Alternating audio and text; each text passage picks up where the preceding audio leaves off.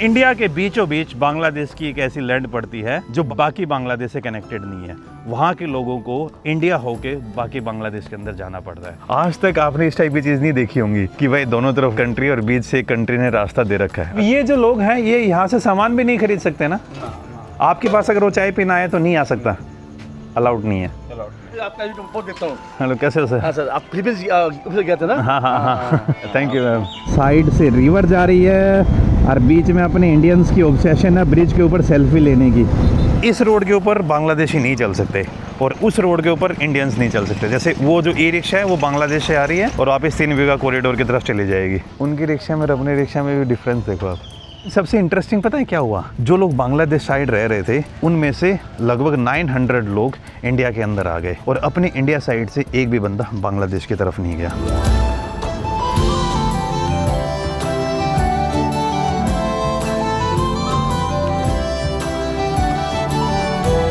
Good morning guys और स्वागत है आपका एक और नई वीडियो में।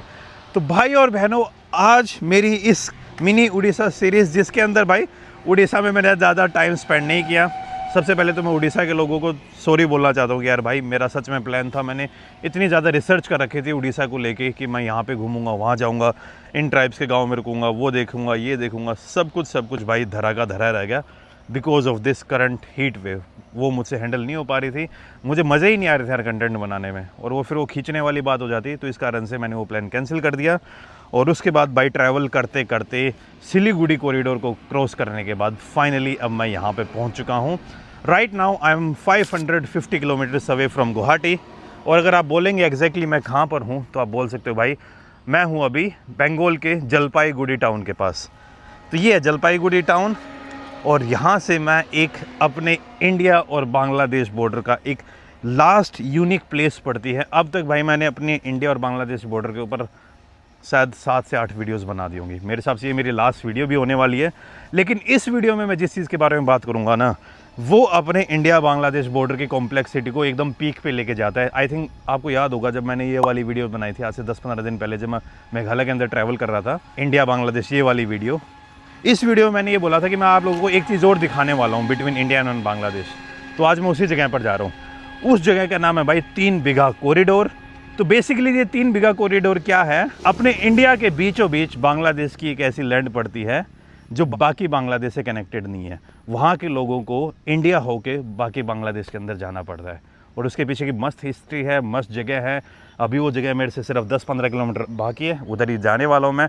और वहाँ जाकर मैं इस जगह की कॉम्प्लेक्सिटी, इस जगह की जो यूनिकनेस है और अपने इंडिया और बांग्लादेश के बीच में 2015 में हुई एक एग्रीमेंट के बाद कि भाई कितने लोग बांग्लादेश से इंडिया आए, कितने लोगों ने बांग्लादेश की सिटीजनशिप छोड़ी और उस एरिया में क्या होता था क्या नहीं होता था, सब के सब अभी बात करने वाले हैं। तो भाई पहले उस जगह पर पहुंचते हैं। बाइक एकदम रेडी है एंड आज भाई शाम नहीं रात तक मैं गुवाहाटी भी पहुंच जाऊंगा। चलते हैं भाई। अब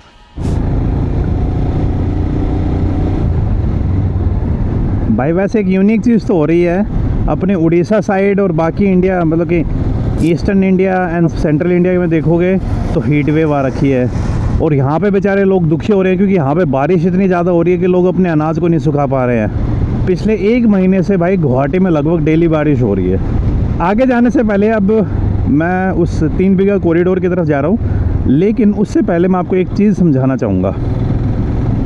पहले तो आप ये देखिए भाई, सामने अभी मैं क्रॉस करने वाला हूँ तीस्ता रिवर को। ये एक नदी है जिसके ऊपर अपने इंडिया और बांग्लादेश के बीच में थोड़ा बहुत पानी को लेकर डिस्प्यूट चलता रहता है, पर वो सोल्व हो जाएगा। तो अभी उसी नदी को क्रॉस करूँगा मैं। और जैसा कि मैंने आपको लास्ट वीडियो में बताया था, सिलीगुड़ी के ईस्टर्न साइड से जो रिवर निकलती हैं वो सारी मिलती हैं जाके ब्रह्मपुत्र में, एंड जो वेस्टर्न साइड से सिलीगुड़ी से नदी निकलती हैं वो सारी जाके मिलती हैं गंगा में। तो तीस्ता नदी भी आगे जाके ब्रह्मपुत्र में मिल जाती है बांग्लादेश में एंट्री लेने के बाद।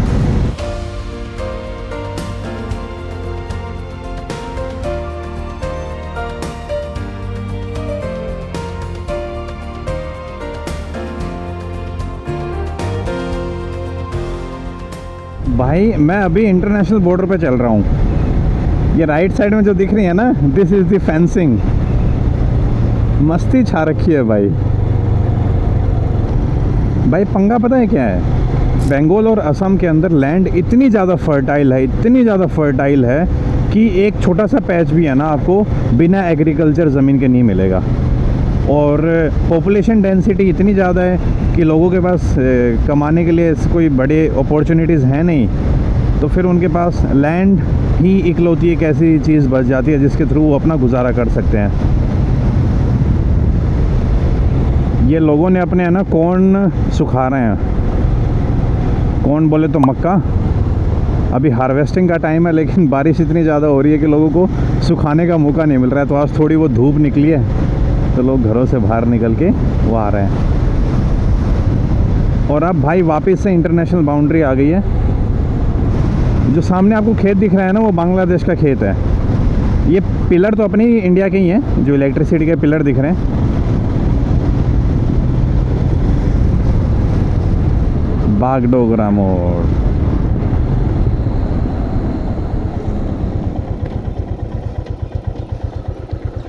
दादा वो इंडिया बांग्लादेश? इंडिया।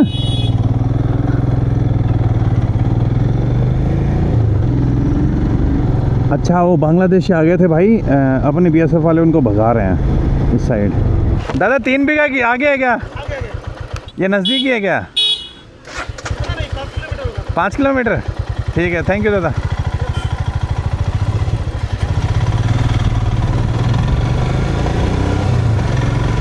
ये जो लेफ़्ट साइड में है ये बांग्लादेश है भाई। लेफ़्ट साइड में जितनी भी आपको ज़मीन दिख रही है सब कुछ लेफ़्ट साइड में बांग्लादेश है और राइट साइड में भी बांग्लादेश है। और ये आ गया है भाई वेलकम टू 3 बीघा कॉरिडोर।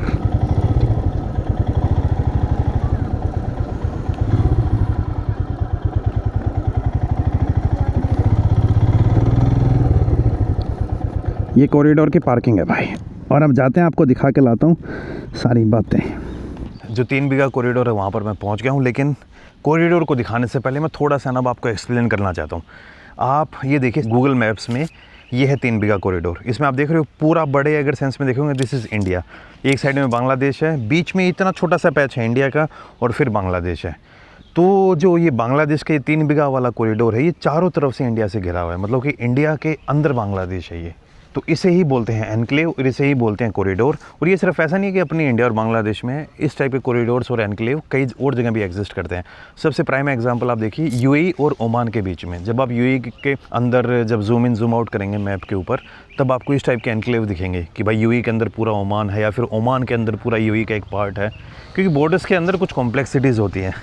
जब बॉर्डर डिवाइड हो रहे थे, अपने बॉर्डर तो वैसे ही बहुत कॉम्प्लेक्स तरीके से डिवाइड किए थे अंग्रेज़ों ने, लेकिन डिवाइड होने के बाद भी बहुत सारी ऐसी कॉम्प्लेक्सिटीज़ थी जो बच गई थी। मैं अभी भी थोड़ी देर में आपको बताऊंगा क्या क्या हुआ था क्या क्या नहीं। तो ये देख लीजिए भाई, अब उस साइड बांग्लादेश है, ये फिर बीच में अपनी इंडिया का छोटा सा पैच है ये, यूँ मान लीजिए 1-1.5 बीघा के आसपास, और फिर बांग्लादेश आ जाएगा। अभी दिखाता हूँ 3 bigha corridor eight glens. 3 bigha corridor का अस्तित्व दिनांक 7 अक्टूबर 1982 को भारत और बांग्लादेश इंदिरा मुजिब समझौता होने के अपरांत आया। यह कॉरिडोर 3 बीघा ज़मीन पर है जिसकी सीमा ग्राम फुल्का डाबरो थाना तहसील कुछ बिहार में पड़ता है। यह कॉरिडोर दक्षिण में, हाँ अब बता दूँ कि एनक्लेव को बांग्लादेश के एवं दक्षिण पूर्व भारत देश के अंचल कुचिलवाड़ी को तहसील से जोड़ता है।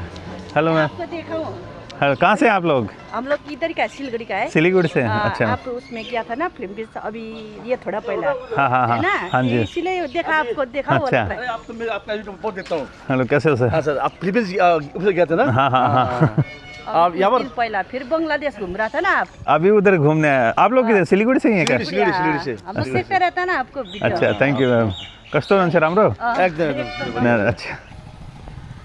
तो भाई एकदम बॉर्डर की तरफ तो अभी जाने नहीं दे रहे हैं। अभी रिसेंटली क्या हुआ है, यहाँ पे वेस्ट बंगाल के अंदर सरकार चेंज हुई है और उसके बाद से क्या है कि फेंसिंग का काम और ज़्यादा चलने लग गया है। तो इस कारण से बांग्लादेश साइड से थोड़ी बहुत रेजिस्टेंस आ रही है, तो सिचुएशन थोड़ी सेंसिटिव हो गई। इस कारण से अपने बीएसएफ वाले भाई मुझे बोल रहे हैं कि आप उससे ज़्यादा आगे मत जाइए। वैसे यहाँ पे इस तरीके से फेंसिंग लगा रखी है एंड इस साइड दिस इज़ बांग्लादेश, उस साइड फिर ये जो 3 बीघा कॉरिडोर है वो आ जाता है और बीच में एक कॉरिडोर बना रखा है फॉर द सेफ पैसेज। वो जैसे वो बाइक वाले भाई हैं ना, वो बांग्लादेशी हैं, वो बांग्लादेश के इस पार्ट से उस पार्ट में जा रहे हैं और ये बीच में अपना इंडिया है। इंडिया ने एक कॉरिडोर प्रोवाइड कर रखा है यहाँ से जाने आने के लिए। जैसे इस रोड के ऊपर बांग्लादेशी नहीं चल सकते और उस रोड के ऊपर इंडियंस नहीं चल सकते। जैसे वो जो ई रिक्शा है वो बांग्लादेश से आ रही है 3 बीघा कॉरिडोर से आगे और वापस 3 बीघा कॉरिडोर की तरफ चली जाएगी। ये देखो ये बांग्लादेशी अब उधर चले गए। ये है बीजीबी जो बांग्लादेश की आई थिंक पुलिस है या फिर जो बॉर्डर सिक्योरिटी वाले हैं।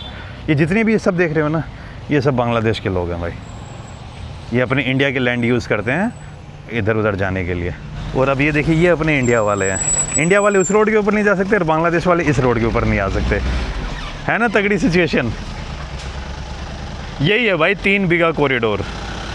अगर आप लोग बंगाल की तरफ आते हो जलपाईगुड़ी या फिर सिलीगुड़ी की तरफ तो डेफिनेटली मैं आप लोगों को रिकमेंड करूँगा इधर आने का, क्योंकि इससे ना आपको एक यूनिक चीज़ दिखेगी कि भाई किस तरीके से दोनों देश आपस में कोऑर्डिनेट कर रहे हैं। 3 बीघा कॉरिडोर तो एक एनक्लेव है। ऐसे पहले भाई अराउंड 180 एनक्लेव्स एग्जिस्ट करते थे कि इंडिया के बीच में बांग्लादेश है और बांग्लादेश के बीच में इंडिया है। और ये भाई अपने बीएसएफ के लिए, बांग्लादेश की बीजीबी के लिए और जो अपने इंडिया के लोग हैं, बांग्लादेश के लोग हैं, उनके लिए इतनी कॉम्प्लेक्स सिचुएशन बन गई थी कि वो ढंग से काम ही नहीं कर पा रहे थे। कई जगहों तो ऐसी थी भाई जो थी इंडिया की लेकिन है बांग्लादेश में, और बांग्लादेश में इतनी अंदर हैं कि वो बस पेपर के ऊपर इंडिया के पास एग्जिस्ट करती थी। ना अपनी कोई गवर्नमेंट का बंदा वहाँ पे जा सकता था, कोई रोड नहीं थे, ना वहाँ पे कोई इंफ्रास्ट्रक्चर था। वहाँ पे अगर किसी ने किसी का खून कर दिया तो सब ऐसे ही, वो नो मैंस लैंड थी। और वहाँ पे जो लोग रहते थे वो कहीं के नागरिक नहीं थे, ना वो इंडियंस थे ना वो बांग्लादेशी थे। तो ये एक सिचुएशन और ज़्यादा कॉम्प्लेक्स होने लग गई थी। प्लान तो काफ़ी टाइम से चल रहा था कि इसको रिजोल्व करेंगे, लेकिन 2015 में जब मोदी गवर्नमेंट आई तो नरेंद्र मोदी जी एंड जो उस टाइम पर बांग्लादेश की पीएम थी शेख हसीना, उनके बीच में एक एग्रीमेंट होता है 2015 border agreement between Bangladesh and India. और उस दौरान भाई जितने भी ये एनक्लेव थे, जितने भी ये कॉरिडोर थे, सबको ख़त्म कर दिया गया सिर्फ इस 3 बीघा कॉरिडोर को छोड़ के। ये काइंड ऑफ एक मेमोरी के तौर पे था और इस बॉर्डर को ऑलरेडी पहले सोल्व कर लिया था भाई। इसके ऊपर है ना मैंने एक पीडीएफ बना रखा है, मैं थोड़ा डेटा पढ़ना चाहूँगा ताकि आपको इंटरेस्टिंग लगे। तो नंबर ऑफ़ एनक्लेव्स जो इंडिया ने बांग्लादेश को दिए वो थे 111। मतलब जो अपने इंडिया के एनक्लेव बांग्लादेश के अंदर थे वो इंडिया ने सरेंडर कर दिए और वो बांग्लादेश को दे दिए। इवन तो वो पहले से ही सरेंडर थे, वो बांग्लादेश के अंदर ही वो एग्जिस्ट करते थे, बांग्लादेश के लोग ही उनके ऊपर खेती करते थे, लेकिन पेपर वर्क अभी तक हुआ नहीं था, तो वो इंडिया ने सरेंडर कर दिए बांग्लादेश को। और बांग्लादेश ने इंडिया को सरेंडर किए 51 एनक्लेव, यानी बांग्लादेश की जो ज़मीन अपनी इंडिया के अंदर एग्जिस्ट करती थी वो भी एक्सेस नहीं कर पा रहे थे, उसके ऊपर सब इंडियन वाले काम कर रहे थे, तो वो उन्होंने अपने को सरेंडर किए। अगर देखोगे तो टोटल जो लैंड इस पूरे समझौते में इंडिया ने लैंड लूज़ करी है 36 स्क्वायर किलोमीटर। मेरे को भी जब मैंने पहली बार समझौता पढ़ा था मुझे लगा यार गलत हो गया यार, इंडिया ने अपनी लैंड लूज़ कर दी। लेकिन अगर आप प्रैक्टिकली देखोगे ना, इंडिया ने कोई भी ज़मीन लूज़ नहीं की है। वो जो ज़मीन अपनी बनती थी वो बांग्लादेश के अंदर पहले से एग्जिस्ट करती थी और उसको हम एक्सेस ही नहीं कर पा रहे थे। लेकिन बॉर्डर समझौते के बाद ये सब क्लियर हो गया, कोई भी डिस्प्यूट नहीं बचा उसके बाद। तो इसी तरीके से ये पूरा समझौता होता है। एंड पेपर के ऊपर वी लॉस्ट 36 स्क्वायर किलोमीटर, लेकिन it was not a real loss, it was a more of a strategic win for us, क्योंकि हमारे डिस्प्यूट ख़त्म हुए। अब इस बीच में भाई जो उन जगहों पर लोग रहते थे उनका क्या हुआ, एक रुके वो भी बताता हूँ, वो सबसे ख़तरनाक है। टोटल इन ज़मीनों के ऊपर लोग पाए गए थे 51,584 दोनों जगह पर, इंडिया और बांग्लादेश के दोनों के एनक्लेव में।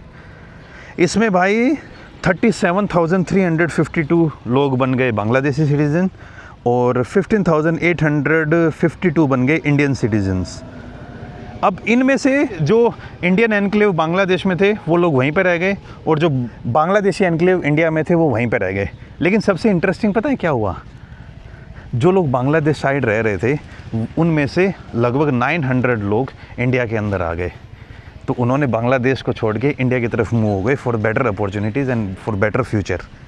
तो ये देख लीजिए आप, ये भी एक इम्पैक्ट हुआ था और अपने इंडिया साइड से एक भी बंदा बांग्लादेश की तरफ नहीं गया। नॉर्मल मार्केट में कितने का बेचते हो, सच्ची बताना? 80 का ही बेचते हो? चलो पिलाओ, अच्छे वाला देना है जिसमें अच्छा पानी हो। पक्का ये अच्छा सही है? ये कैसा होगा ये वाला भाई? ये पानी कम है। पानी कम हो, चलो पानी ज़्यादा वाला देना। ये देखिए अभी यहाँ पे मेरे को पैर रखना भी अलाउड नहीं है, रख सकता हूँ, I will not break any laws, लेकिन फॉर द सिक्योरिटी BSF चाहती है कि इसके ऊपर जो अपने इंडियंस हैं वो पैर ना रखें, ताकि उनको आइडेंटिफाई करने में आसानी हो कि यार बांग्लादेशी हैं या इंडियंस हैं। एक तो ये चीज़ देखिए, BSF ने है ना इतनी लंबी ज़मीन सिर्फ इस कॉरिडोर के लिए एलोकेट की है। सिर्फ इस 3 बीघा को एक्सेस देने के लिए BSF ने एक पूरा बटालियन को यहाँ पे पोस्ट कर रखा है, उधर भी और इधर भी। और इस ज़मीन के बीच से जो भी सामान आता है जाता है उसके ऊपर कोई भी चेकिंग नहीं होती है, क्योंकि ये एक स्पेशल परमिशन जोन है, तो BSF चेक नहीं कर सकती है। अगर उन्होंने गलती से इस साइड और उस साइड भी अगर गाड़ी को कर लिया तो ये एक बहुत बड़ी प्रॉब्लम बन जाएगी। अब जैसे भाई साहब हैं, ये बांग्लादेशी भाई साहब हैं, ये बांग्लादेश से बांग्लादेश की तरफ ही चले गए। ऐसे यहाँ से थोड़ी देर पहले आपने देखा ही वो BGB भी जा रही थी, सब कुछ जा रहे थे। और मज़े की बात 2011 से पहले इसमें डेली की लिमिट होती थी कि यार आप इसी टाइम में आप इस बॉर्डर को एक्सेस कर सकते हो, लाइक मॉर्निंग 9 से 9 या फिर आफ्टरनून समथिंग ऐसा कुछ। लेकिन 2011 के बाद गवर्नमेंट ने डिसाइड किया इसको 24/7 ओपन रखने के लिए। तो जब आप लोगों को याद होगा अपने इंडिया और बांग्लादेश के बीच में जब थोड़ी टेंशन बढ़ी थी, रिसेंटली कुछ प्रॉब्लम हुई थी, तब भी ये बॉर्डर हमेशा खुला रहा था to accommodate this people in this 3 bigha corridor. इस 3 बीघा कॉरिडोर के लोगों के लिए BSF हमेशा अपना टाइम एंड सब कुछ न्यौछावर करती है। एंड इस 3 बीघा कॉरिडोर के चारों तरफ भी अपनी BSF फेंसिंग कर रही है। तो this is how the complexity of border between India and Bangladesh happens. ये भाई उधर से ईंट वींट खरीद के लेके आ रहे हैं और अब चले जाएंगे उधर। यहाँ के जो लोग हैं वो इंडिया से ना कुछ सामान खरीद सकते हैं, कुछ भी नहीं खरीद सकते। यहाँ पे ट्रेडिंग अलाउड नहीं है, सिर्फ मूवमेंट अलाउड है, और मूवमेंट भी सिर्फ इस नैरो पाथ के ऊपर। मैं तो ये सोच रहा हूँ भाई, अब तो ठीक है, सारे जो एनक्लेव्स थे वो सब एक्सचेंज हो गए और बॉर्डर एक पर्टिकुलर बढ़िया तरीके से बॉर्डर बन गया। अब कोई भी इसके अलावा आपको एनक्लेव नहीं दिखेगा। चलो जो एनक्लेव एकदम अंदर है उनको मैं अंडरस्टैंड करता हूँ कि यार उनको सोल्व करना मुश्किल था, लेकिन जो एनक्लेव एकदम बॉर्डर के पास थे तो उनकी सिक्योरिटी के लिए भी यार बहुत बड़ा एक एडमिनिस्ट्रेशन का झमेला और बाकी झमेले बनते होंगे कि कुछ लोग बोलते होंगे ये हमारी है, कुछ लोग बोलते होंगे ये हमारा है। तो सच में तगड़ा सिस्टम तो होता था यार ये देखिए चले गए अब, और ये अपने इंडियन वाले हैं। Bye bye.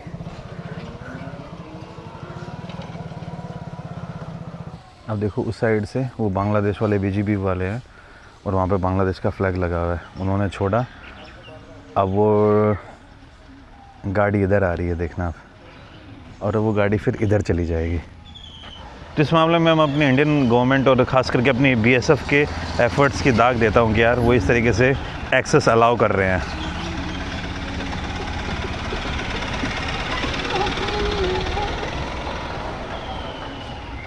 बढ़िया है भाई।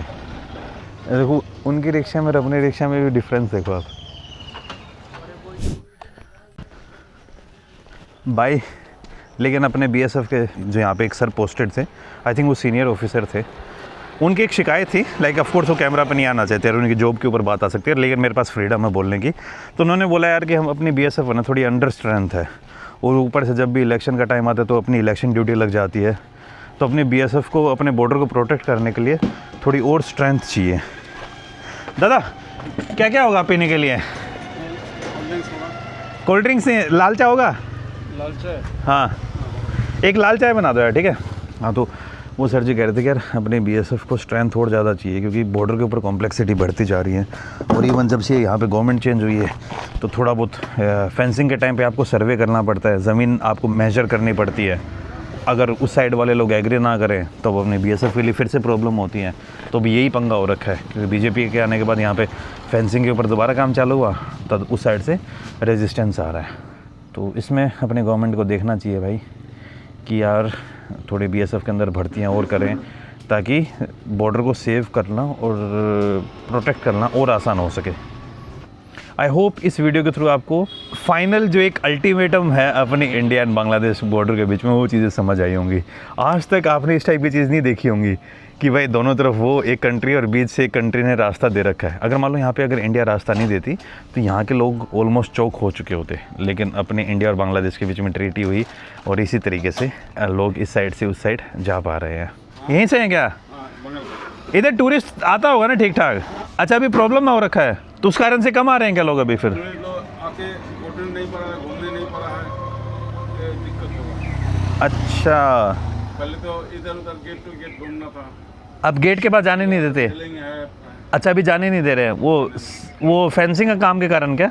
नहीं पैसे। अच्छा, तो वही वो जो मैं आपको बता रहा था कि चीज़ें थोड़ी सेंसिटिव हो रखी हैं, वही इशू चल रहा है भाई यहाँ पर। परेड बंद हो गया? पहले परेड भी होता था और वो परेड भी बंद हो रखी हैं। आई होप धीरे धीरे सिचुएशन नॉर्मल हो जाएगी यार। बड़ी कॉम्प्लेक्स है भाई जियो पॉलिटिक्स, और ख़ास करके अपने इंडिया और बांग्लादेश के तो कुछ ज़्यादा ही कॉम्प्लिकेटेड है। लास्ट वीडियो में आपने देखा होगा किस तरीके से ट्रेड हो रहा है, किस तरीके से वो सिलीगुड़ी कॉरिडोर के ऊपर अपनी गवर्नमेंट फोकस कर रही है और वो सब। 5 बजे का टाइम में फ्लैग नमाना था, परेड होता था। अच्छा, जैसे अपने उधर इंडिया पाकिस्तान बॉर्डर पे होती है, वाघा बॉर्डर पे, वैसा ही परेड यहाँ पे होता था।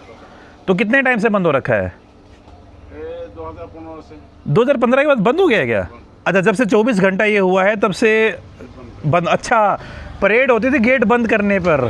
हाँ, अब समझा। गेट बंद करना चाहिए। अच्छा, तो अब 24 घंटा खुला है तो परेड नहीं होती है। कितने बजे बंद होता था गेट? 1 घंटा खुला, 1 घंटा बंद था। अच्छा, ऐसे। और अब 24 घंटे है? अभी तो 24 घंटा मिला। पहले 6 घंटा खुला था, 6 घंटे। उसका बाद 12 तो घंटा हो गया। दादा, अब ये जो लोग हैं ये यहाँ से सामान भी नहीं खरीद सकते ना? ना आपके पास अगर वो चाय पीना है तो नहीं आ सकता, अलाउड नहीं है। अलाउड नहीं। और यहाँ से आप बांग्लादेश भी नहीं जा सकता? ना।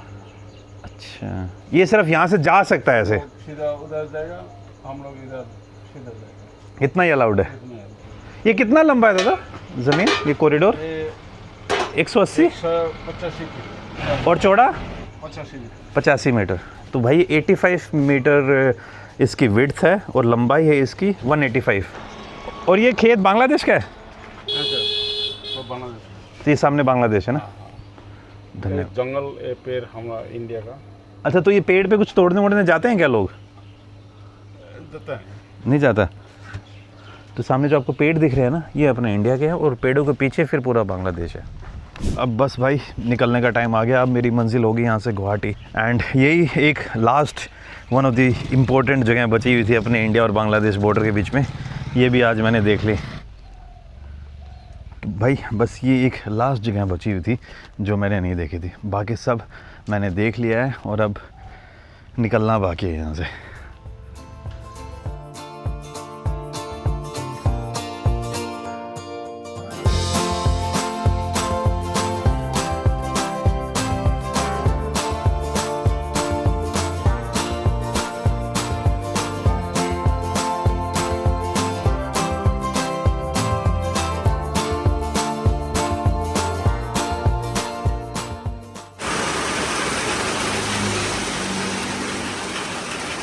मस्त बारिश है ना भाई। मेरी इस ट्रिप की पहली बारिश, और वो भी जब मैं घर पहुंचने वाला हूं तब। भाई मेरे जूतों की हालत देखो, एकदम पानी से भरा हुआ है सब कुछ मेरा। ये देखो, और बाइक इधर देखो भाई। रात के 2:30 बज चुके हैं, 2:17 और मैं पहुंच चुका हूं घर पे। इधर बाइक खड़ी है और सामने अपनी गाड़ी खड़ी है भाई।